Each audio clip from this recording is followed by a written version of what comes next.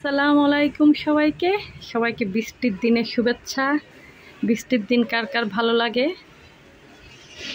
আমার মাঝে মাঝে ভালো লাগে, মাঝে মাঝে ভালো লাগে না। আজকের এই বিকেলের বৃষ্টিতে স্যুপ খেতে ইচ্ছা করলো, থাই স্যুপ।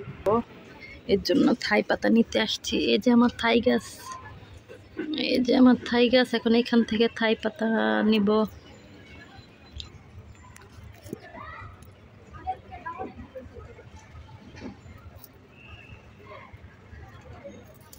গুঁড়াটা নিল ভালো, কিন্তু গুঁড়াটা নিব না, এটাই নিয়েছি। থাই পাতা সবকিছু গোছাতে গোছাতে বৃষ্টি চলে গেছে, কিন্তু মেঘাচ্ছন্ন আকাশ। এই যে থাই পাতা কেটে নিলাম, কিন্তু থাই পাতার গোড়াটা দিলে আরো ভালো। বৃষ্টির দিনে থাই স্যুপের জন্য আগে এরকম একটা কড়াই নিয়ে নিলাম। তারপরে এখানে নিয়েছি মুরগির বুকের মাংস, এরকম চিকন করে কেটে, চিংড়ি, রসুন, আদা, কাঁচামরিচ ফালি করে, এটা মাশরুম, তারপরে হচ্ছে থাই পাতা, তারপরে ডিমের কুসুম, এদিকে টমেটো, হট সস, কেচাপ আর সয়া সস। এখন একে একে সব দিব। দেখুন প্রথমে কি দিই। ডিমের কুসুম, তারপরে দিলাম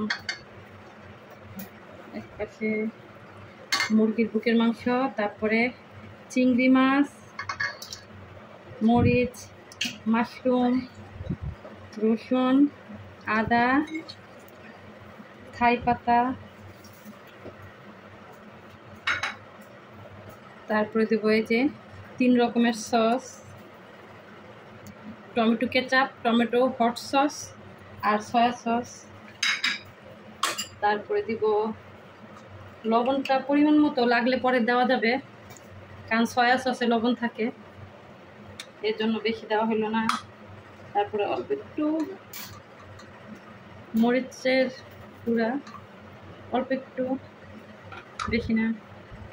তারপরে দেওয়া হলো চিনিটা,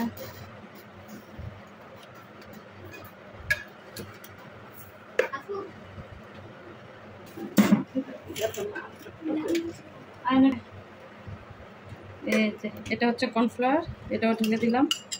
আগে ভালো করে এটা হাত দিয়ে মেখিয়ে নিচ্ছি, হাত দিয়ে ছিল তো বলতেছি বানাই নেই, এখন সবই আছে। আর এটা মাশরুম ধুয়ে তারপরে ডিপে রেখেছি, এই যে খুলে গেছে। এখন চুলায় বসাই দিব একটু চিলি ফ্লেক্স,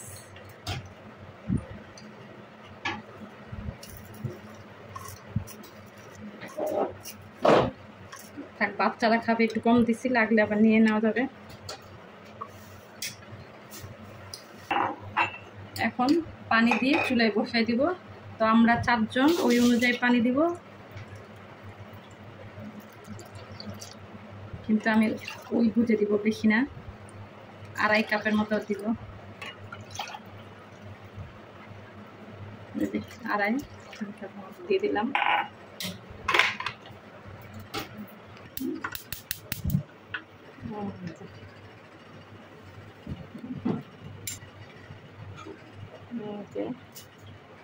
হতে থাকুক, তারপর আবার আপনাদের সাথে শেয়ার করব।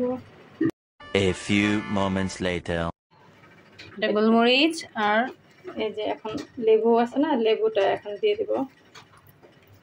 লেবু আমি 1 চা চামচ লেবুর রস দিলে খেতে ভালো লাগে।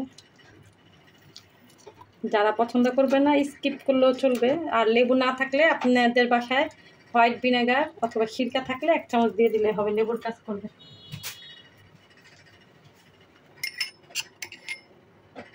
এবার কি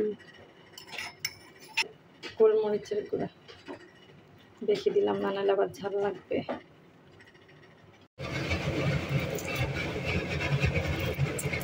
একদম লাস্টে এই যে ধনিয়া পাতা, এটা না দিলেও চলে। তারপর একটু বৃষ্টির দিন একটু গ্রান লাগবে, নিজেরা খাবো।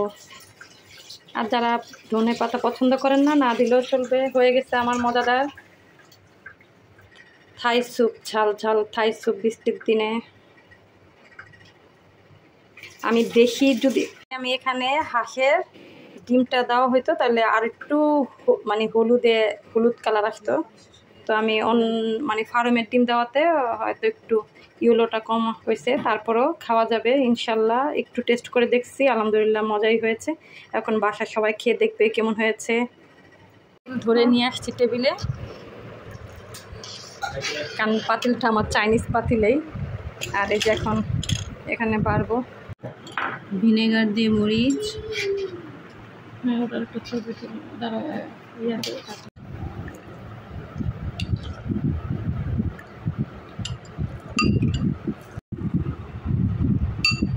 এই যে মজাদার সব কিছু। এখন কিরকম হয়েছে?